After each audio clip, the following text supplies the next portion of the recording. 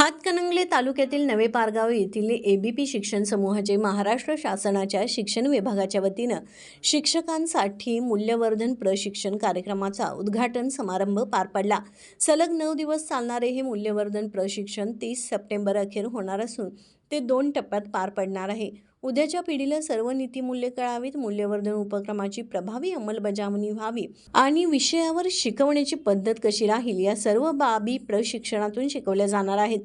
पारगाव वाठार केंद्राअंतर्गत शाळेतील 87 शिक्षक प्रशिक्षणार्थी यात सहभागी झाले आहेत। एबीपी शिक्षण समूहाचे संस्थापक अशोकराव पाटील यांनी सांगितलं की शालेय ज्ञानाबरोबरच विद्यार्थ्यांमध्ये मूलभूत जीवनमूल्ये कळावीत, सामाजिक जबाबदारी कळावी, नीतिमत्ता, कौशल्य आणि सहजीवनाची तत्त्वे आत्मसात होणं गरजेचं आहे। त्यासाठी हे प्रशिक्षण शिक्षक वर्गाला अत्यंत पूरक आणि नव्या पिढीसाठी उपयुक्त ठरणार आहे। यावेळी एबीपी शिक्षण समूहाचे सचिव अमोल कुमार पाटील, राजलक्ष्मी पाटील, संचालिका आकांक्षा पाटील, केंद्र प्रमुख शिवराम मावची, केंद्र मुख्याध्यापक प्रताप केकरे, प्राचार्य एस.आर. पाटील, केंद्र प्रमुख प्रताप राबाडे, रमेश तोडकर, देवानंद जाधव, अशोक खाडे, प्राजक्ता कुलकर्णी, जयश्री जाधव, प्रमोद चव्हाण, नीता हराळे यांच्यासह सर्व शिक्षक, मुख्याध्यापक, पर्यवेक्षक उपस्थित होते।